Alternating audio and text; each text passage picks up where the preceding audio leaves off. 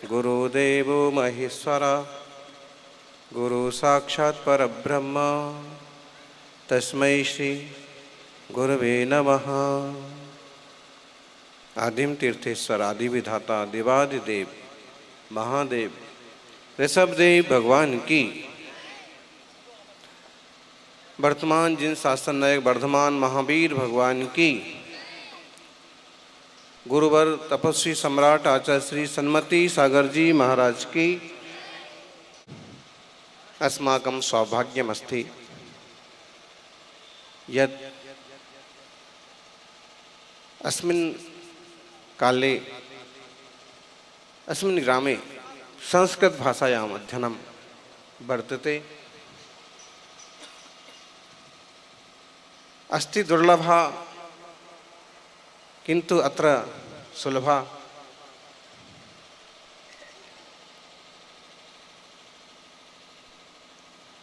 अति प्राचीन भाषा संस्कृत तथा च प्राकृत। देश की सबसे प्राचीन भाषा है संस्कृत और प्राकृत भाषा। नमोकार मंत्र प्राकृत भाषा में है, गायत्री मंत्र संस्कृत भाषा में, 18 पुराण संस्कृत भाषा में है और ढेर सारे आध्यात्मिक ग्रंथ प्राकृत भाषा में है। इस देश की प्राचीनतम भाषाएं आज भी सुलभ हैं, ये हमारा सौभाग्य है। संस्कृत भाषा के लिए गनौड़ा का नाम हम बहुत पहले से सुनते रहे हैं और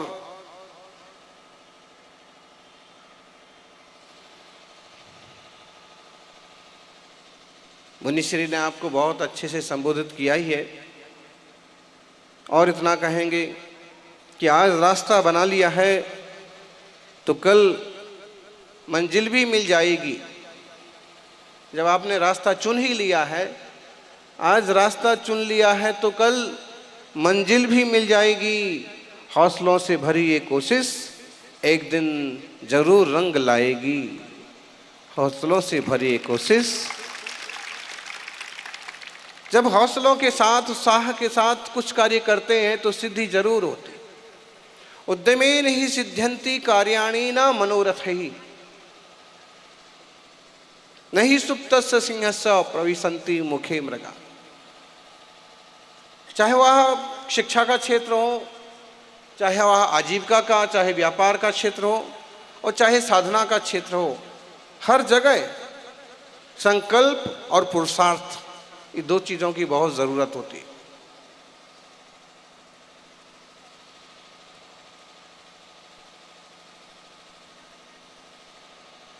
जब इरादा कर लिया ऊंची उड़ान का, जब इरादा कर लिया ऊंची उड़ान का, तब देखना बेकार है कद आसमान का। जब ऊंचा उड़ने को सोच लिया है तो ये मत देखिए कि आसमान कितना ऊंचा है। जब सोच लिया है कि चलना ही चलना है तो ये मत देखिए कितनी दूर चलना है।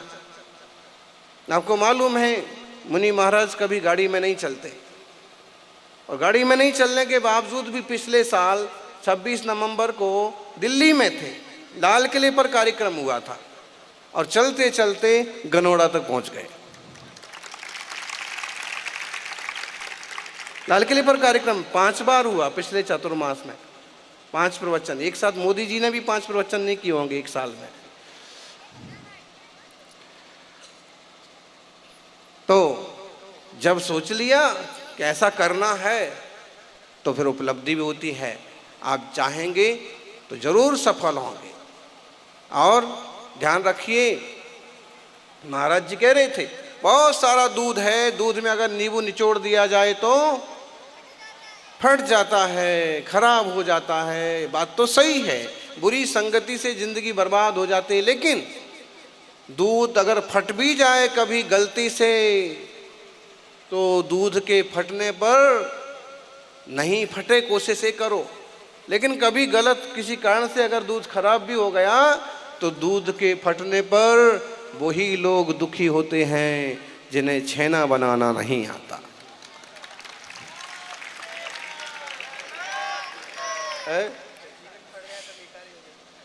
मान लो कभी फेल हो गए तो अब उसका मतलब ये नहीं कि पूरी जिंदगी बेकार हो गई, फिर हिम्मत करो। आजकल हम सुनते हैं कि 10वीं फेल हो गए, 12वीं फेल हो गए, आत्महत्या करने को तैयार, माही डैम में कूद गए और कुएं में कूद गए, पानी भी पीने के लायक नहीं रहा। ऐसे फिजूल के काम नहीं करना चाहिए। हो सकता है कि आप केवल डिग्रियां हासिल करने के लिए पैदा नहीं हुए हों, हो सकता है कि उससे अलग कुछ करने के लिए आपका जन्म हुआ हो। कई लोग अपने स्किल्स में दुनिया को कंप्यूटर साइंस की लाइन में सबसे आगे ले जाने वाले बिल गेट्स जो है ना, बहुत ज़्यादा नहीं पढ़े हैं, लेकिन फिर भी कंप्यूटर इंजीनियरिंग में आजकल सबसे ज़्यादा। तो बड़े से बड़े लोग जो हैं, जरूरी नहीं है कि केवल किताबी ज्ञान से बड़े बने हों। किताबी ज्ञान जरूरी है, लेकिन अगर कहीं उसमें आप तरक्की नहीं कर पा रहे हैं, धोखा खा रहे हैं, पिछड़ रहे हैं, तो भी हीन भावनाओं को पैदा करने की जरूरत नहीं है। हिम्मत से काम करो। घर में अड़ोस पड़ोस में कोई स्किल्स के काम होते हैं, कोई अच्छी चीजें होती हैं, उस पर ध्यान दो। खेती करना भी एक कला है, लकड़ी का काम आना भी एक कला है, पत्थर और लोहे का काम आना भी एक कला है, व्यापार करना भी एक कला है। घर में अगर कुछ चलता है तो उस पर भी थोड़ा सा फोकस करना चाहिए। पढ़ाई तो करना ही है, लेकिन माँ बाप का साथ दे करके कुछ अच्छी चीज़ें, घरेलू चीज़ें भी सीखते रहना चाहिए। मौके पर वो भी काम आते हैं। खाना बनाना भी मौके पर काम आता है।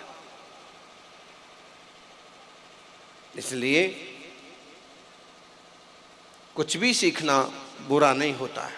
बस व्यसन और फैशन फिजूल की चीजें मत सीखिए। अभी आप सुने, मांस नहीं खाएंगे, मच्छी नहीं खाएंगे, शराब नहीं पिएंगे, नशा नहीं करेंगे, माँ बाप का सम्मान करेंगे। ये बहुत कॉमन चीज है, एक सामान्य चीज है, एक हर इंसान के जीवन में ऐसा होना चाहिए। क्योंकि एक बार अगर हम फिसलते हैं तो फिसलते ही चले जाते हैं। एक बार गलत रास्ते पर चले गए तो बहुत मुश्किल हो जाता है। इसलिए शुरू से अपने आप को संभालिए। सौभाग्यशालियों, जिंदगी में सफलता पाने के लिए थोड़ा जोखिम उठाना पड़ता है। सीढ़ियां चढ़ते समय ऊपर जाने के लिए नीचे की सीढ़ी से पैर हटाना पड़ता है। ऊपर चढ़ना है तो नीचे की सीढ़ी छोड़ना पड़ती है। ऐसे ही कुछ करना है, कुछ पाना है, तो थोड़ा सा जोखिम लेकर के भी आगे बढ़ना पड़ता है।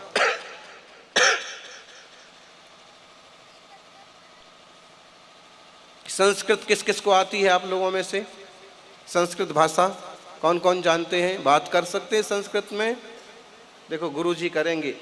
और विद्यार्थी किन किन को संस्कृत? आजकल लोग इंग्लिश टू इंग्लिश के लिए मरे जा रहे हैं, लेकिन अपनी देश की जो भाषा है, प्राचीन जो भाषा है, संस्कृति है, उस पर कम फोकस है। ध्यान रखना, आज जितने भी शिलालेख उपलब्ध हैं वो सब प्राकृत भाषा में अधिकतम, और सबकी लिपि कौन सी है? ब्राह्मी लिपि। हमारे देश का नाम क्या है बताइए? भारत। अगर आपसे पूछा जाए कि भारत का नाम किसके नाम से पड़ा, किसके नाम से पड़ा? भरत। कौन से भरत? हमारे देश में 3 भरत हुए जो ज्यादा फेमस हुए। कौन से भरत? भरत चक्रवर्ती। कौन बोला? वाह भाई, तुमको तो बहुत मालूम है, बाकी किसी ने कुछ बोला ही नहीं। अगर लोग पढ़े भी हैं तो इतना पढ़ते हैं, दुष्यंत शकुंतला के पुत्र पर इस देश का नाम भरत पड़ा, भारत पड़ा नहीं। दुष्यंत शकुंतला के पुत्र के नाम पर एक कुल का, एक वंश का नाम भारत पड़ा। लेकिन उनके पहले हुए श्री राम के भाई भरत, वो भी त्यागी पुरुष थे। लेकिन उनके भी बहुत पहले हुए ऋषभ देव के पुत्र भरत, जो देश के सबसे पहले चक्रवर्ती सम्राट थे।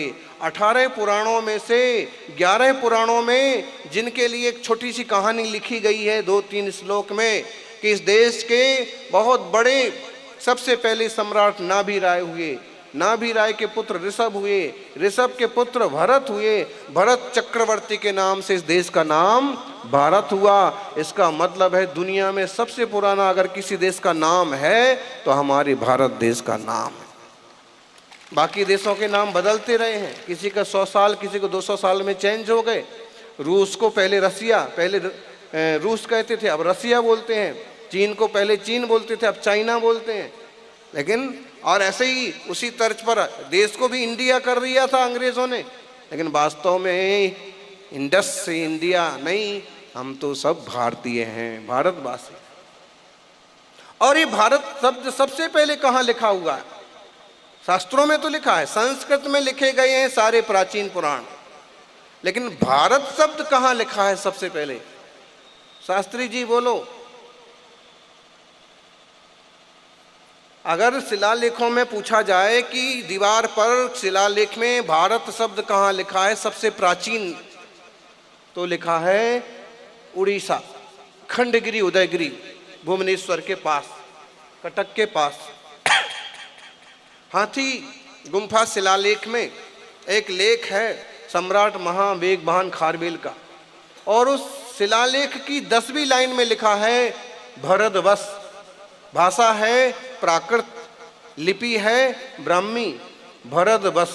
और उसी के आधार पर संविधान सभा में नेहरू जी की साक्षी में, अंबेडकर की साक्षी में ये डिक्लेयर हुआ था कि इतना प्राचीन शब्द जब हमें मिला है तो हमारे देश का नाम भारत ही रखा जाएगा। लेकिन उसके साथ में भारत के साथ इंडिया और जोड़ दिया, तो फैशनेबल लोग इंडिया इंडिया भौंकते रहते हैं। भारत का मतलब होता है सो भारत। हम सभी भी सो भारत बने, हमारी भी आभा बढ़े, ज्ञान से, चारित्र से, साधना से। भगवान महावीर और श्री राम इसलिए नहीं पूजे जाते हैं कि वो भगवान है, बल्कि इसलिए पूजे जाते हैं कि उनका चरित्र आज भी अनुकरणीय है। महावीर का तप और त्याग, श्री राम की मर्यादा आज भी हम सब के लिए अनुकरणीय है।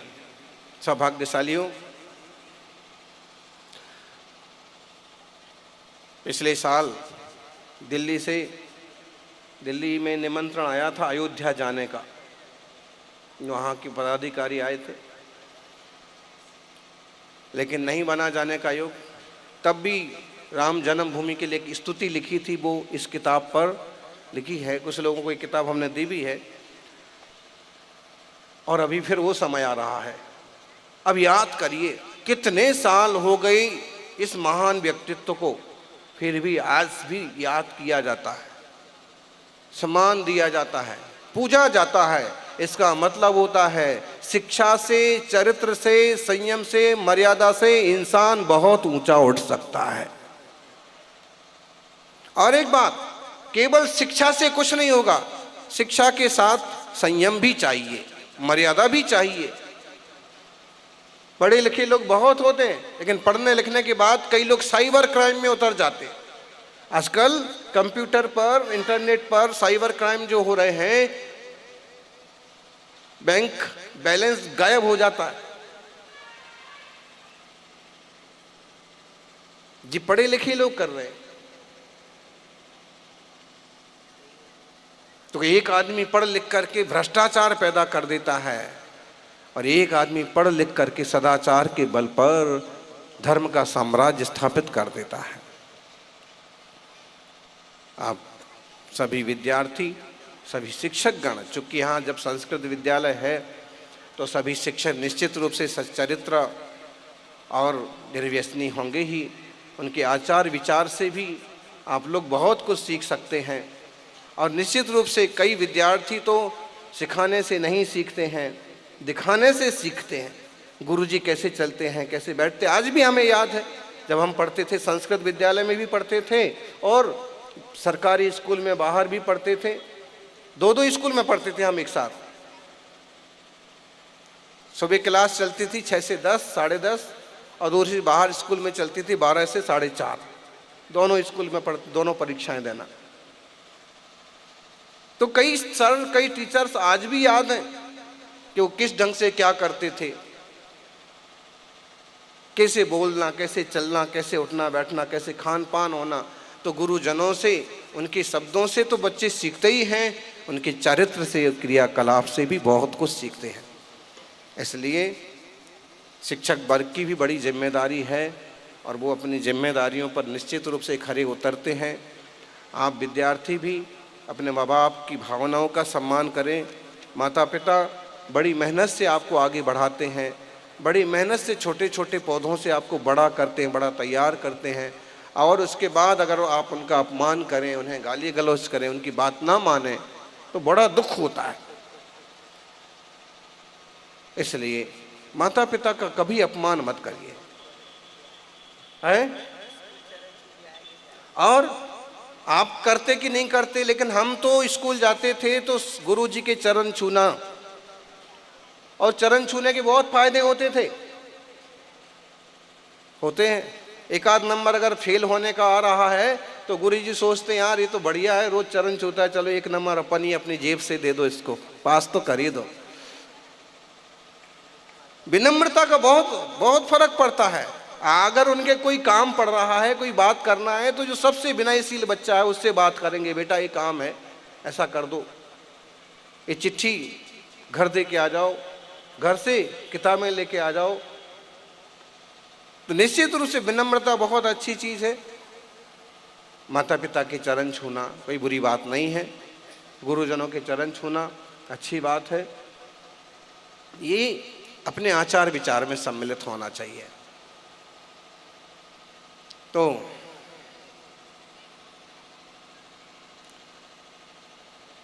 रामचरितमानस की एक लाइन बहुत याद है, प्रातः काल उठ के रघुनाथा, मात पिता गुरु ना वही माथा।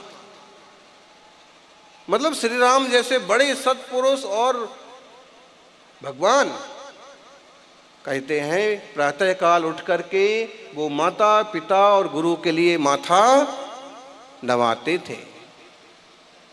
आपस में भी एक दूसरे से सम्मान के साथ पेश आना। और आप लोग किसी भी तरह की बात है अपने माता पिता को ज़रूर बताइए। कभी भी कोई ऊंची नीची बात होती है, कभी कोई तंग करता है, कभी कोई परेशानी होती है, कभी कोई टेंशन होता है, कभी कोई विकल्प होता है, तो माता पिता को ज़रूर बताइए। अगर पापा नहीं सुनते हैं तो माँ को बताइए, माँ नहीं सुनती है तो दादा को बताइए, दादी को बताइए, लेकिन अपने मन का गुबार, अपने मन का फितूर एक बार निकाल देना चाहिए। अगर खूब टेंशन है, खूब विकल्प है, कोई दुख है, कोई विकल्प है, तो आप क्या करो, एक कागज़ पर लिखो, खूब बुरे विचार आ रहे हैं, गाली देने का मन हो रहा, आप एक कागज़ पर सारी चीज़ लिखो और उसको लिख करके पढ़ो। मान लीजिए आप किसी को गाली देना चाहते हैं तो वो सारी लिखो लेटर, आज हम क्या क्या गाली देने वाले हैं, और फिर उसे खुद पढ़ो। फिर विचार करो इसमें ये सारी गाली सही है क्या, या मैं जो सोच रहा हूँ ये सब सही है क्या। आप सोचेंगे इसमें ये गलत है यार, एक लाइन ज़्यादा लिख दी, कुछ ज़्यादा ही लिख दिया, शाम साम वाला उल्लू का पट्ठा है। अब उल्लू का पट्ठा इंसान तो हो नहीं सकता, ये लाइन कट करो। फिर दोबारा चिट्ठी पढ़ो, फिर एक लाइन कट हो जाएगी, फिर तीसरी बार चिट्ठी, मैं बहुत दुखी हूँ, मेरे से ज़्यादा दुखी दुनिया में कोई नहीं है, मुझे इच्छा होती है कि तुम जीने से अच्छा मर जाना। आप दोबारा पढ़ो, दोबारा पढ़ेंगे तो विचार करेंगे यार वो सहेली तो मेरे से ज़्यादा दुखी है, उसके तो पापा भी नहीं है, तो ये लाइन कट करो, जीने से अच्छा मर जाना। आपको कभी भी ऐसे ज़्यादा कुछ हो, एक लिखो लेटर, अपने लिए लेटर लिखो, फिर पढ़ो, फिर पढ़ो, फिर पढ़ो, जब तक आपका माइंड फ्रेश ना हो उसको पढ़ो, और आखिर में उसके टुकड़े टुकड़े करके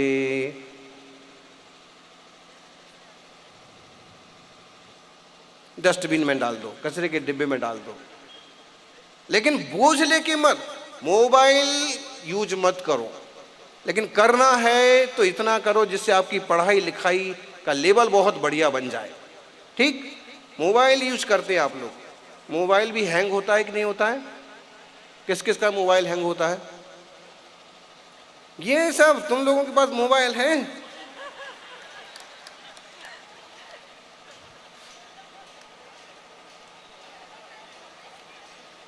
किसी का भी मोबाइल हैंग हो सकता है जब जरूरत से ज्यादा उसमें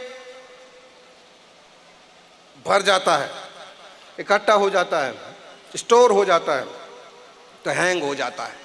जब मोबाइल जैसी मशीन भी हैंग हो जाती है तो दिमाग में जब ज्यादा कचरा भर जाता है तो दिमाग भी हैंग हो जाता है।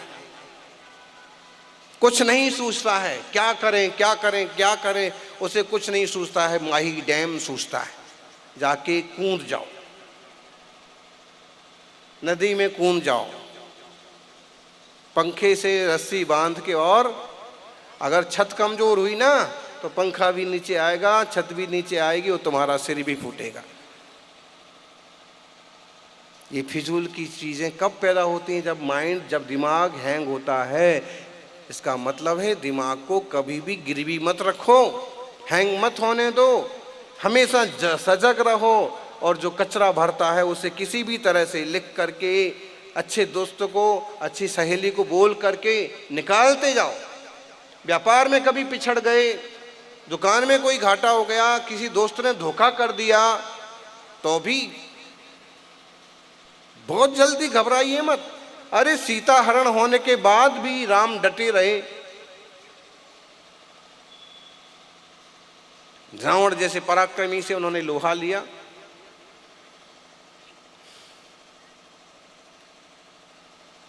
लोहा लेना समझते आप लोग? इतिहास के बच्चे ने एक बार टीचर से पूछा, गुरुजी, इतिहास की किताब के हर पन्ने पर लिखा है कि लोहा लेते लेते शहीद हो गए, अंग्रेजों से लोहा लेते लेते चंद्रशेखर आजाद शहीद हो गए, भगत सिंह शहीद हो गए, अंग्रेजों से लोहा लेते लेते। तो गुरुजी बताओ कि हमारे देश में कितना लोहा खरीदा गया? समझ में आया? लोहा का मतलब लोहा खरीदना नहीं है। यहां पर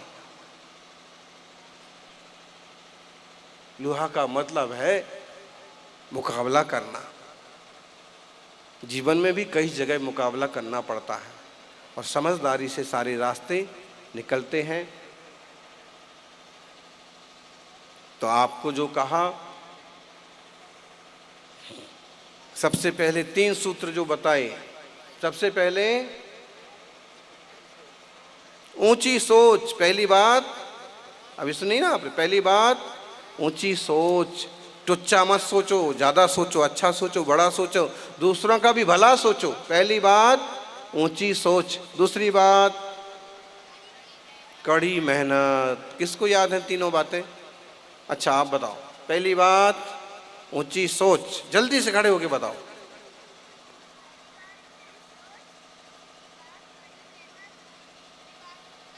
बहुत अच्छा, चलो ये बुक लेके जाओ। पहली बात ऊंची सोच, अच्छा सोचो, ऊंचा सोचो। दूसरी बात कड़ी मेहनत। कुछ भी, आपके पापा कितनी मेहनत करते हैं, खेती में कितनी मेहनत करते हैं, घर के काम में कितनी मेहनत करते हैं, व्यापार में कितनी मेहनत करते हैं। ऊंची सोच, कड़ी मेहनत। तीसरी बात पक्का इरादा।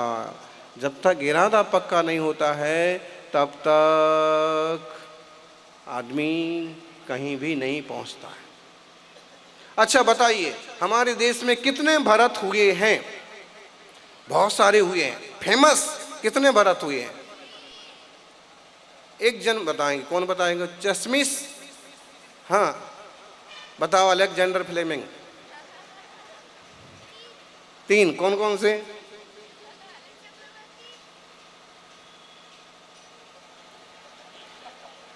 देखो आप तो एक ही बताएं, अब आप दूसरे वाले, पीछे वाले, हम आपके पीछे जो है ना वो।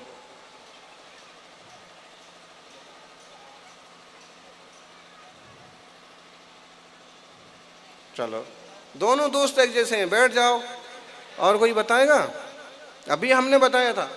हमें अपना इतिहास, अपने देश के संस्कार, संस्कृति, कई सारी चीज़ें ध्यान रखना चाहिए। आईएएस आईपीएस बनने वाले लोग क्या करते हैं, बहुत सारी चीज़ें ध्यान में रहती हैं, क्वेश्चंस आते हैं वो आंसर देते हैं, पास हो जाते हैं, कलेक्टर बन जाते हैं। चलिए और कौन बताएगा। हमारे देश में बहुत फेमस भरत हुए हैं, 3 भरत, कौन कौन से हुए हैं।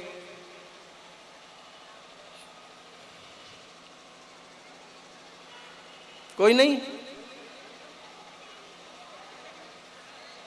अरे भाई चलिए, आप लोग नहीं बताते तो बंद करते हैं और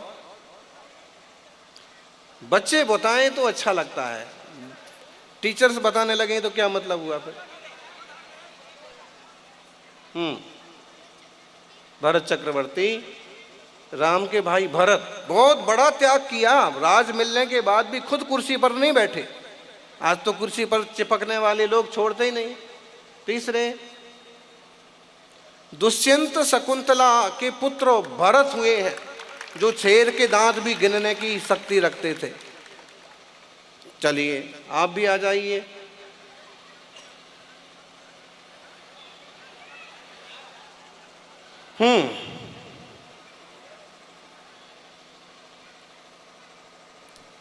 सबसे प्राचीनतम जो शिलालेख हैं वो कौन सी भाषा और कौन सी लिपि में है। देश के अभी संघ से, दिल्ली से एक कैलेंडर, आप हिंदी में उस इंग्लिश में कैलेंडर देखते हैं, शायद संस्कृत का कोई कैलेंडर आया क्या, आ सकता है आया होगा, लेकिन ब्राह्मी लिपि का कैलेंडर तैयार किया। ब्राह्मी लिपि का कैलेंडर दिल्ली से निकाला और अभी आपको मिल भी सकता है हमारे पास से। तो उसमें देश में जितने प्राचीनतम शिलालेख हैं उनमें से चुन करके 12 शिलालेखों का इतिहास और लिपि, भाषा, इस सब का विवेचन किया। वही बताना है, अभी हमने बोला भी था, देश की सबसे प्राचीनतम लिपि और कौन सी भाषा में शिलालेख उपलब्ध हैं। कौन बताएगा। सबसे हाँ पीछे,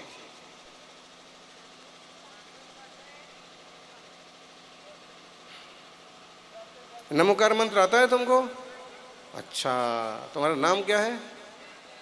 जैन साहब हैं, वाह, लेकिन उत्तर सही दिया है, बहुत अच्छा। ये ब्राह्मी लिपि की पुस्तक भी है पूरी, अगर हम यहाँ प्रधानाचार्य जी को देंगे, कभी मौका मिले तो स्कूल में इसका पीरियड भी चल सकता है, 1-2 घंटे में उसे हम सीख सकते हैं। जैसे इंग्लिश के वर्ड्स सीखते हैं ना, ऐसे ब्राह्मी लिपि के भी। Come here.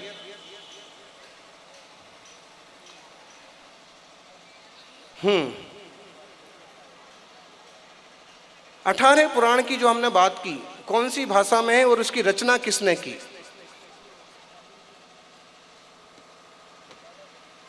इंग्लिश पढ़ते हो।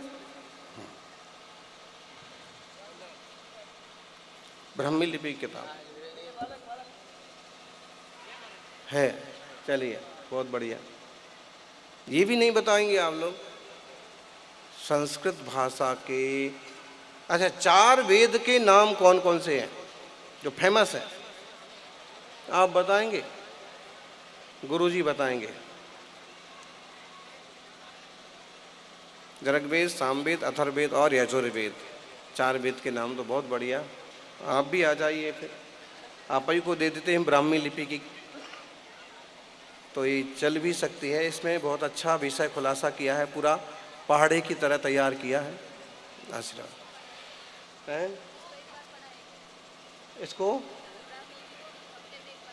हाँ, हफ्ते में एक बार या किसी भी एक दिन 2 घंटे की 1 घंटे की क्लास ले लेंगे, ध्यान में आ जाएगा। चलेंगे मूल। अभी आपको 3 नियम कौन से दिए गए, या आपने 3 नियम कौन से स्वीकार किए जो जीवन को ऊंचाइयां प्रदान करने वाले हैं, जो जीवन में तरक्की देने वाले हैं, कौन बताएंगे। आप लोगों को नहीं याद किसी को 3 नियम कौन से दिए थे अभी। सबसे पहले, अब इस लाइन वालों से नहीं पूछेंगे, लाइन चेंज होना चाहिए। हाँ आप बताएं।